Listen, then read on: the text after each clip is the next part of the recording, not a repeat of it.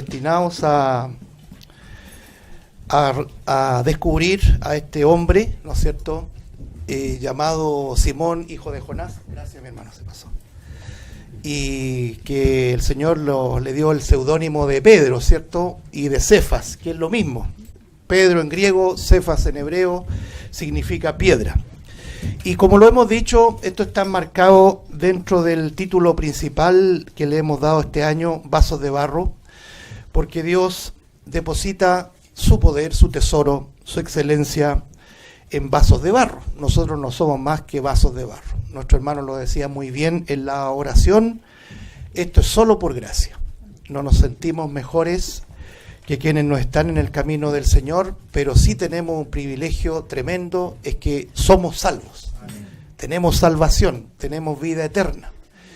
Y si por veo ese motivo en esta sala hay alguien que no tenga seguridad de salvación, certeza, la puerta de la salvación todavía está abierta, ¿ya? Pero llegará un día que el Señor la cerrará, tal cual como la cerró cuando el Señor le encomendó a Noé construir esa inmensa embarcación, el arca, ¿se acuerda?, para que todo aquel que entrara ahí y estuviera ahí sería, y así fue lo que ocurrió, sería salvo del diluvio que destruyó toda la creación, toda la humanidad. Y podríamos decir que esta salvación, este arca que todavía está ahí esperando el juicio, un día esa puerta se va a cerrar. Este es un llamado urgente. Y vamos a hablar un poco de eso también. Un saludo afectuoso a todos nuestros hermanos a la distancia. Y abrimos nuestras Biblias en Mateo capítulo número 14. Por favor, versículo 22 vamos a dar lectura. Mateo capítulo 14, 22. Hemos estado hablando de este pescador ilustrado, este hombre del vulgo, experimentado en pesca, ¿cierto? Nacido en Betsaida, vivía en Capernaum, en la ribera del mar de Galilea o de Tiberías. Entonces su tarea era pescar peces, ¿ya? Y el Señor les da una tremenda lección de lo que estuvimos hablando la semana pasada y antepasada también, en esa pesca milagrosa, ¿cierto? En una condición en que para los avesados pescadores no tenía mucha lógica. ¿Cómo es eso de llevar mar adentro la barca y en el día? No tiene sentido. Pero este Simón, hijo de Jonás, este Pedro, dice, porque tú lo has pedido, vamos a hacerlo. Y el milagro vino en lo irracional, en lo que no tenía lógica humana. Eso es lo maravilloso del Evangelio. El Evangelio hace nuevas criaturas de seres tan miserables como nosotros. Ninguno de nosotros se puede jactar que tenía algún mérito para decir, el Señor me necesita. No, el Señor no necesita de ninguno de nosotros. El Señor es autosuficiente, es todopoderoso. Pero Él en su misericordia, en su gracia, nos ha llamado para estar en sus caminos. Y ahí ocurre el milagro en que un pecador como tú y como yo reconozcan que realmente el Señor nos ha convertido, nos ha cambiado nuestra perspectiva de vida. En lo que no era, en lo que no calificaba, ahí Dios deposita su excelencia. Y lo mismo pasó. Este carpintero que de alguna manera lo ninguneaban, ¿cierto?, que era Jesús de Nazaret, realiza una pesca milagrosa. Imagínense, tanto así que no daba abasto una sola barca, sino que fue necesaria una segunda barca. Sin embargo, bueno, Simón Pedro llega a reconocer ya no la actitud de líder del Señor, maestro le decía, ¿se acuerda? Sino que después le dice Señor, reconoce su señorío, reconoce que Él es el Kyrios, el dueño de todo. Y vemos que los discípulos o los que estaban allí, los hijos de Zebedeo, Pedro, etcétera, pescadores, no obstante a la gran cantidad de peces, ellos dejaron todo, abandonaron todo y le siguieron. Abandonaron las barcas, abandonaron las redes, abandonaron la pesca abundante que quizás podríamos aventurarnos a decir les aseguraba un año en términos económicos, no les interesó nada. Eso es lo que puede hacer el Evangelio, hermano, en cada uno de nosotros.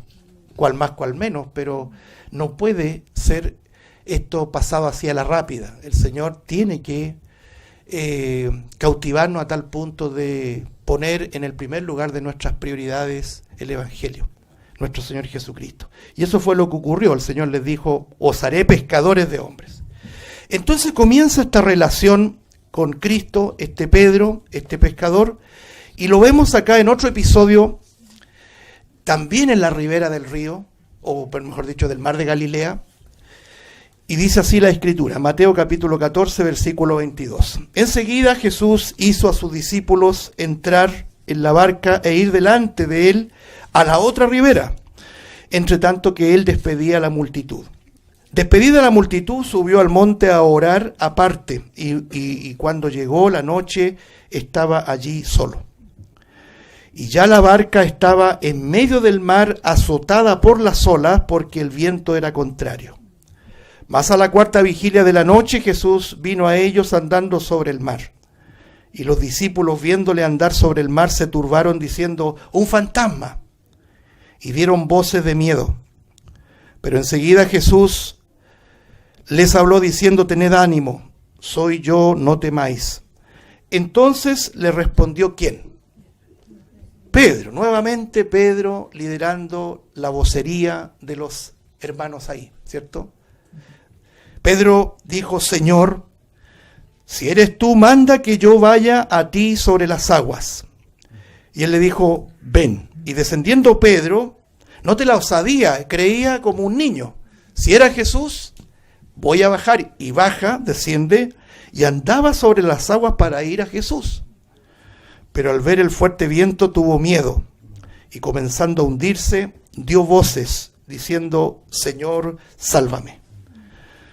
Versículo 31, al momento, subraye eso, al momento Jesús, extendiendo la mano, asió de él, y le dijo: hombre de poca fe, ¿por qué dudaste? Y cuando ellos subieron en la barca, se calmó el viento. Entonces los que estaban en la barca vinieron y le adoraron, diciendo: verdaderamente eres Hijo de Dios. Que el Señor bendiga su palabra.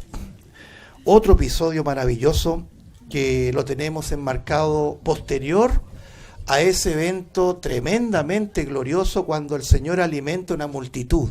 ¿Se acuerda? Al menos podrían ser 15.000 personas. La Biblia habla de 5.000 hombres, sin contar mujeres ni niños. Entonces se estima que podría el Señor haber alimentado con 5, ¿se acuerda? 5 panes y 2 peces a 15.000 personas. Un milagro tremendo. Incluso había sobrado. Sobró. La gente fue saciada por este milagro ahí, en las riberas del mar de Galilea.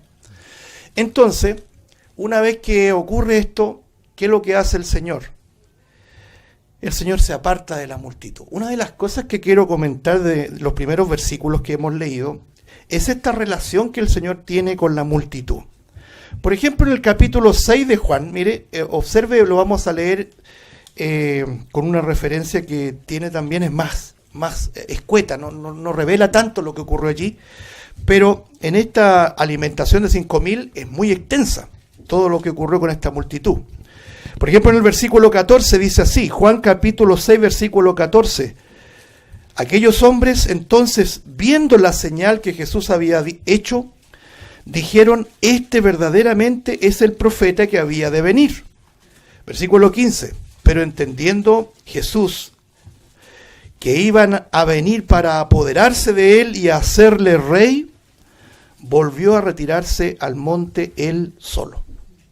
Este dato que da Juan es muy importante en referencia a lo que estamos leyendo en Mateo 14, porque nos revela cuál era la relación que él tenía con la multitud. Él sabía que la multitud no lo buscaba por su palabra, por su enseñanza, sino que lo buscaban por los milagros, que es exactamente lo que ocurre hoy en día. Y esto no va a cambiar tampoco, porque el hombre busca a Dios cuando tiene necesidad. Y cuando viene de alguna manera la saciedad, viene la prosperidad, el hombre natural, cuando digo hombre digo mujer, se olvida de Dios. Se olvida de que nosotros tenemos el deber de adorar a Dios en prosperidad o en abundancia. Entonces ocurre que la multitud refleja de alguna manera el corazón nuestro. El corazón nuestro siempre es proclive a buscar las bendiciones del Creador. Y esas bendiciones siempre tienen que saciarnos y dejarnos felices, satisfechos. Muchas veces, hermanos, las bendiciones son sufrimientos, son pruebas, son aflicciones. ¿Vamos a dejar de adorar a Dios en medio de las pruebas, en medio de la aflicción? Esa es la pregunta. Entonces, el Señor sabía que las multitudes querían, aquí dice el texto, apoderarse de Él y hacerle rey. Los judíos buscaban un rey, pero no un rey como Cristo vino en su primera venida, un rey revestido de humanidad, revestido de debilidad. Acuérdense de cuando Él muere en la cruz, ¿qué hacía la gente? La gente lo miraba, meneaba la cabeza, ese gesto que nosotros todavía conservamos cuando uno dice, este pobre diablo, ¿cierto? Que hablaba de salvación y de reino, mira dónde está, como un débil crucificado. Así dice la Escritura, meneaban la cabeza, estiraban la boca y se mofaban de nuestro rey. Nosotros podríamos haber estado allí, hermanos, en esa multitud. Ellos buscaban un rey poderoso que reivindicara a Israel, que reivindicara lo que era el reino, el reinado glorioso de Israel en el tiempo de Salomón, por ejemplo. Entonces vieron a Jesús que hizo un tremendo milagro, que multiplicó los panes, que multiplicó los peces, alimentó 15.000 personas aproximadamente. Este es el hombre, este es el Mesías prometido. Este es el hombre de los milagros y a este vamos a hacer rey. ¿Y qué hace el Señor? El Señor se aparta de la multitud. ¿Saben, hermano? Al Señor nunca jamás le han cautivado ni le han impresionado las multitudes. A los hombres sí. Hoy día, ustedes saben, hoy día hay una idea impregnada, ¿no es cierto?, en la conciencia y la voluntad de los líderes de que cuanto más sea la congregación, más bendición hay y más respaldo de Dios hay detrás. Pero bíblicamente hablando, eso no es así. El Señor sabía muy bien que las multitudes buscaban las bendiciones del Creador y no la palabra del Creador. Es muy importante distinguir aquello. Entonces el Señor se aparta a orar al monte solo.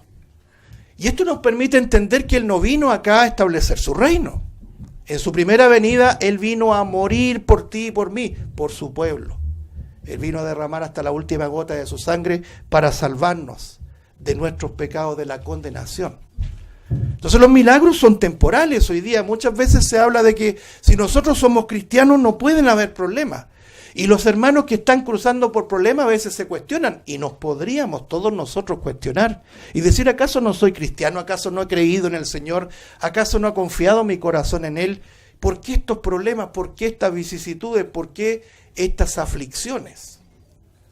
Hermanos, nunca olvidemos la perspectiva que el Señor nos vino a entregar. Primero nos dijo, en el mundo, ¿qué dijo Él? En el mundo tendréis aflicción, pero confiad, yo he vencido al mundo.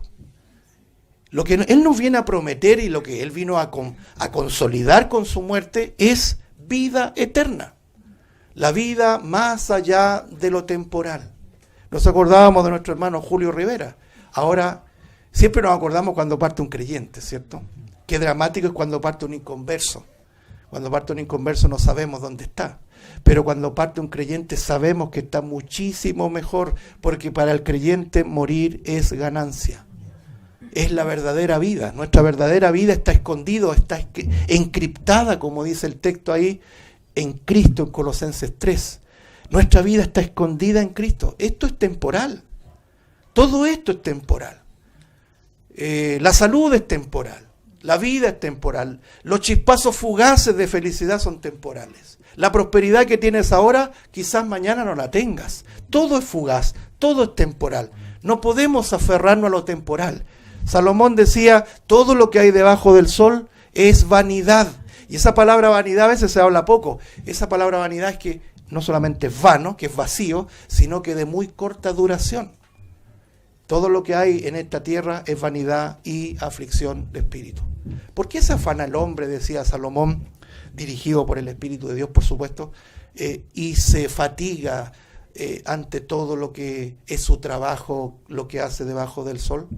Nosotros, hermanos, sin dejar de cumplir nuestros deberes, no debemos aferrarnos, amarnos a estas cosas del mundo, ¿no es cierto? Amar estas cosas del mundo, porque sabemos que un día terminarán inclusive nuestra propia vida. Esto no quiere decir que nos abandonemos a nosotros mismos, no nos cuidemos, ¿cierto?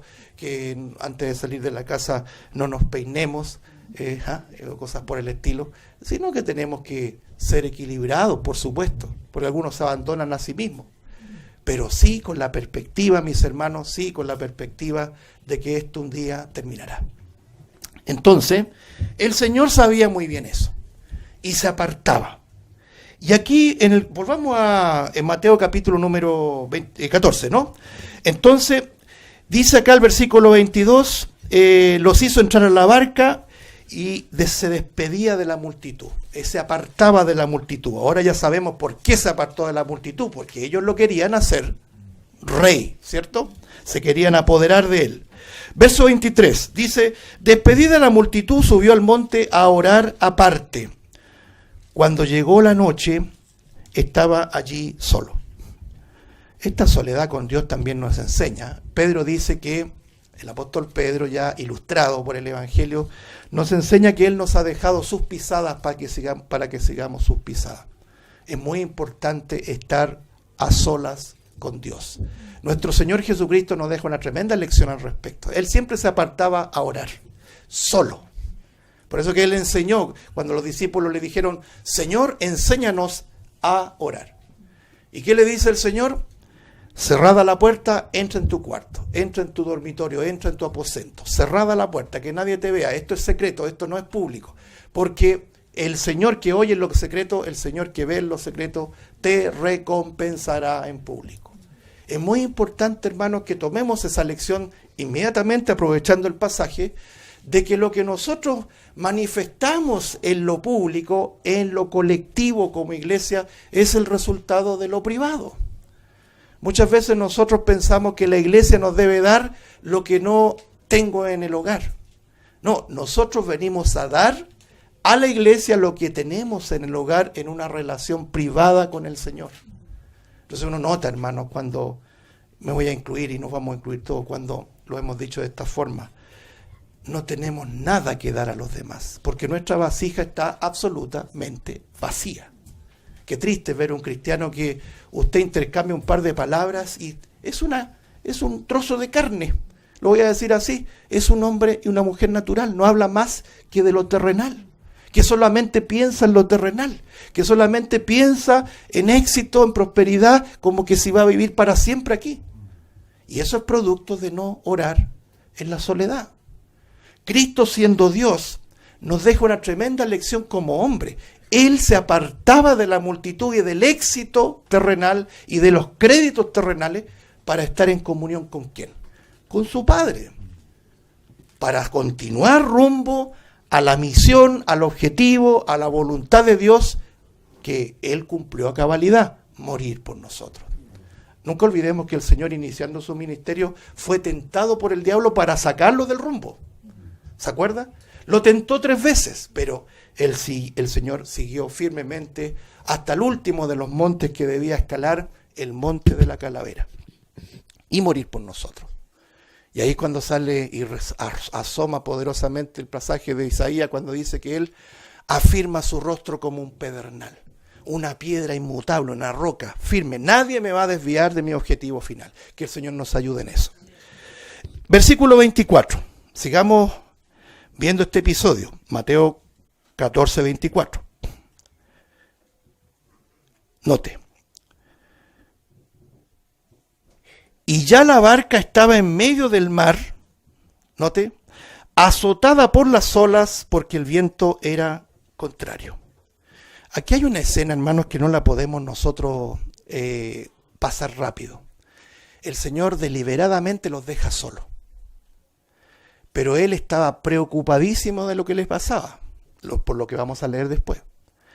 Entran en el mar de Galilea y el viento feroz que se desprendía del monte Hebrón levantó verdaderas olas en el mar de Galilea, en medio del mar de Galilea. Dice, por ejemplo, la escritura en Juan lo dice, que ya habían remado 30 estadios.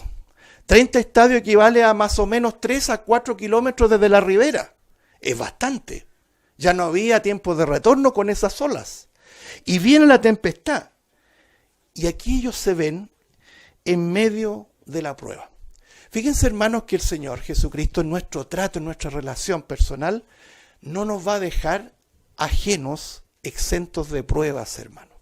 Esto es muy importante entenderlo como cristianos, porque uno piensa que estando en Cristo todo tiene que ir viento en popa, como se dice a propósito del lenguaje náutico. Aquí el viento es contrario. En lugar de avanzar hacia la otra ribera que iban a Capernaum, el viento era contrario, no podían avanzar, estaban desesperados en medio de las olas y del viento. Entonces nosotros vemos, y aquí aprendemos también una lección aprovechando, algo que quiero que revisemos juntos del propio Pedro, en la primera epístola de Pedro, mis hermanos, en el capítulo número 4, si me acompañan, primera de Pedro capítulo 4, es decir, este es un hombre experimentado que vivió en esta barca, estuvo allí, en medio del mar de Galilea a punto de sucumbir. En medio de la prueba, viento contrario, y viene la pregunta, ¿qué va a pasar? Nuestro maestro, el Señor, se olvidó de nosotros. No, él estaba en tierra firme, estaba preocupado lo que le pasaba a ellos en medio del mar. A veces uno piensa que está solo, ¿eh? Por ejemplo, en primera de Pedro, capítulo 4, versículo 12, dice así: amados, no os sorprendáis de qué, del fuego de prueba que os ha sobrevenido, como si alguna cosa extraña aconteciese, sino gozaos por cuanto sois participantes de los padecimientos de Cristo, para que también en la revelación de su gloria os gocéis con gran alegría. Hasta ahí la lectura. La vida del creyente está siempre expuesta a estar, lo vamos a decir, comparando lo que estamos estudiando, en medio del mar y con viento en contra. ¿Quién de nosotros no se ha visto así? En que en algún momento nos hemos preguntado, Señor, ¿te olvidaste de que yo soy hijo tuyo? Señor, ¿me habré convertido de verdad? ¿Realmente seré un creyente? ¿Por qué esta aflicción? ¿Por qué esta prueba? Es que la prueba, hermanos, tiene un propósito. Aquí el apóstol Pedro, dice, no os sorprendáis, no nos debería sorprender las pruebas, porque es parte del proceso, es parte de la relación que Dios establece con un creyente. Ahora, estas pruebas son en la medida que cada uno puede soportar. Porque usted ve hermanos o hermanas, ¿no es cierto?, que tienen pruebas que uno dice, si yo estuviera allí, en los calzados del hermano o de la hermana, realmente yo ya hubiese sucumbido, ¿qué tiempo? Pero el Señor conoce cada corazón y cada capacidad. Es como el gran maestro que instruye a alguien en una disciplina, puede ser de arte o de ejercicio físico, y el maestro sabe hasta qué punto puede exigir a su discípulo. De la misma manera, Él conoce todas nuestras capacidades, nuestras virtudes, nuestras, como se dice, nuestras capacidades o habilidades, eso quiero decir, y también nuestra flaqueza. Pero todos como creyentes somos expuestos a pruebas. Y Pedro dice, no os sorprendáis, como si alguna cosa extraña estuviese aconteciendo. Es que estamos tan, hermanos, tan bombardeados por una idea falaz del Evangelio, como que el Evangelio es, lo he dicho en otras oportunidades, es como haberse encontrado la lámpara del genio. ¿Se acuerda la lámpara del genio que uno lo veía en películas o en historietas? ¿Le gustaría encontrarse con una lámpara? Imagínense, usted va caminando, ¿cierto? Y encuentra la lámpara y la tiene que frotar. Y frota y sale el negro, ¿cierto? Porque siempre es un genio como negro, con respeto. Y sale el genio y dice, amo, ¿qué quieres qué deseo? Piensa ahora mismo, tengo 3 deseos para concederte. ¿Qué le pedirías? Sabiduría, no. Dame un par de casas, ¿no es cierto?, en las islas no sé dónde, un yate. ¿Qué pedirías? Bueno, hay una canción que yo siempre saco a colación cuando llegamos a este punto. 3 cosas hay en la vida: salud, dinero y amor. Y el que tenga esas 3 cosas, es una canción, ¿cierto? ¿La conoce, hermana? 3 cosas hay en la vida: salud, dinero y amor. Con 3 esas cosas vamos a ser felices. ¿Usted cree que vamos a ser felices? ¿Sabe por qué no vamos a ser felices? Porque un día vamos a morir. Se acabó la felicidad. El apóstol Juan dice, ¿no es cierto?, los deseos de la carne, los deseos de los ojos, la vanagloria de la vida, no provienen de Dios sino del mundo. Eso no quiere decir que no amemos la familia, no le demos gracias al Señor por el trabajo, por lo que nos da, sino que es tan fugaz eso, es tan frágil, que en cualquier momento se termina. Por lo tanto, está la sombra de perderlo todo, como lo hablábamos la otra vez de Job. Job tenía todo, pero él dice que no estaba reposado, él mismo lo declara, él mismo lo confiesa. No estuve reposado, tenía temor de perderlo todo, y el Señor permitió que lo perdiera todo. Pero después comprendió que había algo mucho más grande, un tesoro mucho más inmenso que el que él pensaba que tenía. Esa relación entrañable con su Señor, que no solamente iba a estar en este tiempo, en lo temporal, sino que perdurar por toda la eternidad. Aunque esta mi carne fuera deshecha, decía él, yo con estos ojos veré al Señor. Es proyectarse más allá. Por lo tanto, hermano, nosotros estamos bombardeados con esta idea del genio. Yo quiero que Dios me dé salud, dinero y amor. La otra vez nos acordamos, normalmente nosotros oramos por salud. ¿Y qué si el Señor permite tu enfermedad para su gloria? Puede ser. Pablo oró 3 veces que lo sanara y no lo sanó. No fue la respuesta que esperaba. Pero estamos bombardeados con esa idea. ¿O no es así, hermano? En las iglesias uno entiende eso. No, el Señor te va a restaurar el matrimonio, el Señor te va a dar salud, el Señor te va a dar un suculento trabajo, para que después diezmes a la iglesia, por supuesto. Y eso no es así. ¿Quién de nosotros, hermano? Y la otra vez nos acordamos. ¿Quién pide al Señor, Señor, muéstrame los pecados que me son ocultos? ¿Se acuerda David? Salmo 19. David está diciendo, muéstrame esos pecados que ni siquiera yo me doy cuenta que los tengo. Todo el mundo se da cuenta, mi familia se da cuenta, los hermanos se dan cuenta, pero yo no me doy cuenta. Líbrame de esos pecados que me son ocultos. Porque uno se ama tanto que piensa que la está haciendo de película. Hermanos, tengamos sensibilidad no solamente de pedirle esas 3 cosas, salud, dinero y amor, sino que nos guarde, como decía David, de las soberbias de la vida. Entonces no es una sorpresa, no es algo que nos debiera sorprender. Versículo 13. Si no gozaos por cuanto sois participantes de los padecimientos de Cristo, para que también en la revelación de su gloria, cuando el Señor nos revista de gloria, nos gocemos con gran alegría. Hermanos, cuando nosotros nos gozamos realmente con un gozo inefable y glorioso, cuando estamos padeciendo. Por ejemplo, cuando usted está pasando una prueba X y de repente viene la solución, ¿cómo es su gozo? Es tremendo. No es como cuando uno está en una vida parejita de prosperidad o de tranquilidad y le viene otra bendición sobre bendición. No es tanto el gozo porque estaba bien, no estaba afligido. Pero Dios permite las aflicciones para que ese día nos gocemos con gran alegría. Así lo dice el apóstol Pedro. Pero quiero, como dicen los abogados, a mayor abundamiento, vámonos, ¿cómo hablan los abogados? ¿Cierto? ¿Cierto? Otro sí. ¿Ha escuchado ese? Otro sí. Romanos capítulo 5, versículo 1 dice así: justificados pues por la fe tenemos paz para con Dios por medio de nuestro Señor Jesucristo, por quien también tenemos entrada por la fe a esta gracia en la cual estamos titubeando. No, estamos firmes, hermano. La salvación es segura, es firme, es un firme ancla, y nos gloriamos en la esperanza de la gloria de Dios. Esto resume el Evangelio. Hermano, ¿estamos o no estamos justificados? Amén. ¿Eso nos produce gozo? Por supuesto. Y cuando decimos en lo presente estamos en tierra firme, el Señor, mis hermanos, el Señor está obrando en lo presente para nuestras aflicciones presentes. ¿Ya? Estamos en su gracia, en la cual estamos firmes. Pero esto no queda allí. Esto se proyecta como un verdadero vector, una flecha hacia la eternidad. Nos gloriamos en la gloria de Dios. Esto continúa hacia allá. versículo 3. Aquí podríamos borrarla con una goma. Dice, y no solo esto, sino que también nos gloriamos en ¿qué? Lea usted. En las tribulaciones, en los vientos en contra, en el mar que se embravece, hermanos. ¿O no es así?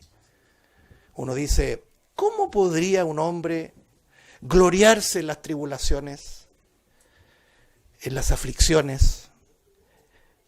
Dice acá, sabiendo que la tribulación, ¿qué produce? Produce paciencia. Versículo 4. Y la paciencia, prueba. Y la prueba, esperanza. Lo que están viviendo los discípulos ahí al medio del mar de Galilea es precisamente esta instrucción. Ellos están siendo atribulados con viento en contra, con marea. ¿Para qué? Para producir en su vida paciencia. Pero la paciencia es probada, ¿cierto? Siempre estamos repasando toda esta temática porque si algo, lo digo en primera persona, nos falta es la paciencia. Estamos en medio de una sociedad impaciente. Y sabe que las nuevas generaciones, y yo he estado sondeando los jóvenes, no voy a precisar de qué edad, rango etario, pero los jóvenes son más impacientes que nosotros, los más viejos, ¿cierto? Estamos en una sociedad que está avanzando de manera impaciente. Por eso es que los trabajos son inconstantes, se aburren rápido, se cansan rápido, se fatigan rápido, se frustran rápido.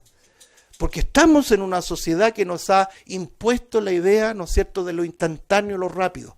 Hay poca paciencia.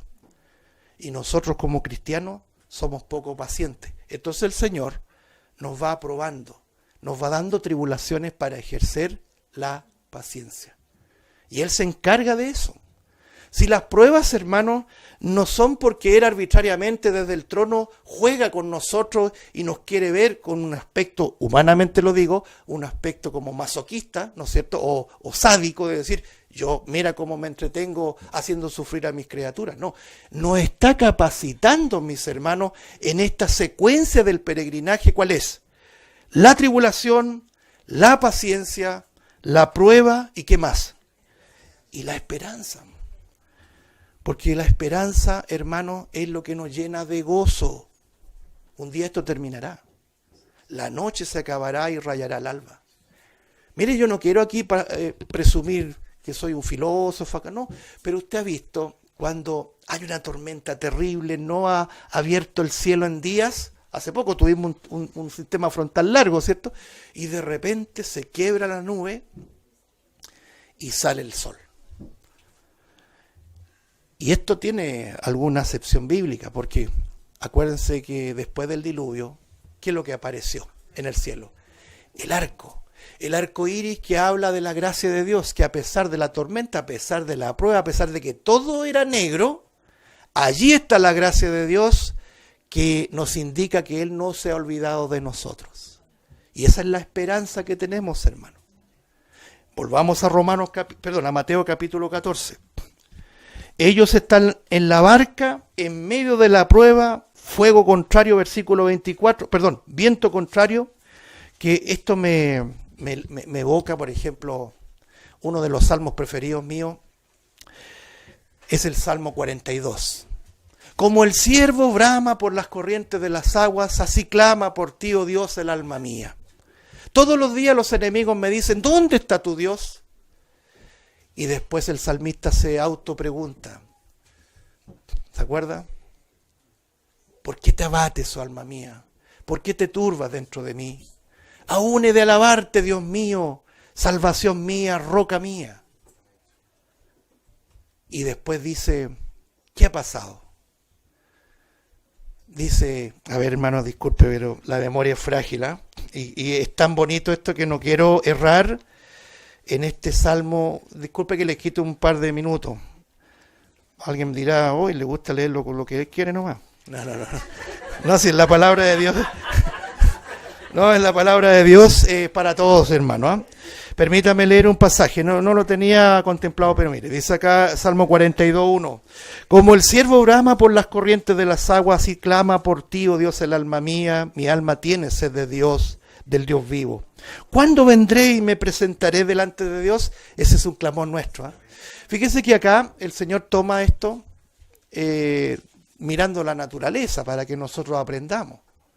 ¿Usted ha visto alguna vez un ciervo como su sonido tiene un nombre, es onomatopélico, ¿no es cierto? El sonido del ciervo, ¿cómo es? Es un verdadero bramido, un verdadero pesar, es un llanto. Búsquelo después en YouTube. Cómo grita el corzo, cómo grita el ciervo. Es como gritando despavoridamente, dando voces, que es lo que vamos a enfatizar en el relato que estamos analizando de Pedro. Dando voces. Señor, sálvame. ¿Cuándo vendré y me presentaré delante de Dios? Fueron mis lágrimas mi pan de día y de noche, mientras me dicen todos los días, ¿dónde está tu Dios? Me acuerdo de estas cosas y derramo mi alma dentro de mí, de cómo yo fui con la multitud y la conduje hasta la casa de Dios, entre voces de alegría y de alabanza del pueblo en fiesta. Mire el contraste, en un tiempo había felicidad y gozo, y ahora estoy sumido en medio del mar, con el viento en contra. Versículo 5. Es una pregunta que uno hace con el Señor interno, ¿no? ¿Por qué te abates, oh alma mía, y te turbas dentro de mí? Espera, esperanza. Espera en Dios, porque aún he de alabarle. Salvación mía y Dios mío. Dios mío, mi alma está batida en mí. Me acordaré, por tanto, de ti desde la tierra del Jordán y de los hermonitas desde el monte de Mizar. Y esta expresión yo quiero resaltarla en esta mañana. Un abismo llama a otro a la voz de tus cascadas. Es como viene una tras otra. Terminó uno y viene otro. Un abismo llama a otro a la voz de tus cascadas. Todas tus ondas y tus olas han pasado sobre mí. Pero, note, esto emociona, ¿cierto? Y la emoción es parte del ser humano. Y el Señor no anula nuestras emociones. Pero que esto impacte nuestro espíritu, hermano. Pero de día mandará Jehová su misericordia, y de noche su cántico estará conmigo, y mi oración al Dios de mi vida. Diré a Dios, roca mía, ¿por qué has olvidado de mí? ¿Por qué andaré yo enlutado por la opresión del enemigo? Como quien hiere mis huesos, mis enemigos me afrentan, diciéndome cada día, ¿dónde está tu Dios? ¿Por qué te abates, oh alma mía, y por qué te turbas dentro de mí? Espera en Dios, porque aún he de alabarle, salvación mía y Dios mío. Los salmos, hermano, plegarias en la soledad con Dios, en el fuego de la prueba. No es liturgia, no es religión, es una relación entrañable con el Señor. Yo no quiero avanzar sin citar, se me vino también este pasaje, usted lo va a conocer, no le voy a dar la cita todavía, porque encontrarlo hasta a mí me cuesta. Es un profeta menor, dice, ponga atención, aunque la higuera no florezca, ni en las vides haya frutos, aunque falte el producto del olivo y los labrados no den mantenimiento, y las ovejas sean quitadas de la majada, y no haya vacas en los corrales, con todo yo me alegraré en Jehová, y me gozaré en el Dios de mi salvación. Jehová el Señor es mi fortaleza, el cual hace mis pies como ciervas, y en mis alturas me hace andar. Habacuc, capítulo número 3, versículo 17 al 19. Volvamos y terminamos en esta mañana. Los discípulos, mis hermanos, están en medio de la prueba, a 3 o 5 kilómetros de la ribera. Dice acá en Mateo capítulo 14, versículo 25, esta conjunción adversativa que se conoce, ¿cierto? Más, que la enfatizamos la semana pasada, ¿se acuerda? O el pero. Más, a la cuarta vigilia de la noche. Ponga atención allí. ¿Qué pasó? Jesús vino a ellos andando sobre el mar. La cuarta vigilia de la noche, fíjese que para los judíos existían 3 vigilias. Y a veces la tercera se dividía en 2. Porque nosotros debemos entender que la tercera y la cuarta vigilia tiene que ver con el momento de más cansancio, de más sueño. Cuando el Señor habla de los discípulos que tenemos que estar velando, dice aunque el Señor venga a la segunda vigilia, aunque venga a la tercera vigilia. ¿Cuándo es eso? En el momento que uno tiene más sueño. Imagínese usted se pone a dormir, se queda dormido a las 10 de la noche. que podría ser la primera vigilia. Pero después de las 12 de la noche para adelante, y cuanto más de las 3 a las 6 de la mañana, es el sueño más profundo. Eso está confirmado. Los ladrones, cuando roban, roban a esa hora. La gente puede pasar un tren sobre las personas y siguen. No sé si usted ronca así, como carcacha descompuesta, pero podría pasar. La cuarta vigilia es que estamos viviendo nosotros, y esto es importante porque esto tiene una transversalidad en la enseñanza. Estamos en la última vigilia, hermano, donde hay un pueblo, tú y yo, con un sopor, con un sueño que no nos permite servir al Señor como Él lo merece. Y tenemos que velar, y tenemos que mojar nuestro rostro, y tenemos que hacer frente al desánimo, tenemos que hacer frente al sueño, porque el Señor prometió volver. Y va a volver en la cuarta vigilia, no lo digo por el pasaje alegorizando, sino porque Él va a venir cuando menos lo esperemos. Cuando venga el Hijo del Hombre, dice, ¿hallará fe en la tierra? La fe será tan decrépita que nadie le estará esperando. Que el Señor quiera que esta iglesia local esté despierta en esta cuarta vigilia, porque en medio de la dificultad y la prueba, el Señor no se ha olvidado de nosotros. Lo leíamos en el Salmo, diré yo, roca mía, castillo mío, ¿te has olvidado de mí? No, aquí los discípulos están solos, pero el Señor estaba pendiente de ellos. Él permitió la prueba, Él permitió la aflicción, permitió el mar, permitió el viento, que azotara la barca, que la hiciera casi sucumbir, pero Él desde el monte, no me cabe la menor duda que Él estaba observando a sus amados discípulos, los que serían sus apóstoles, para ir a rescatarlos en el momento en que esa barca ya estaba que sucumbía.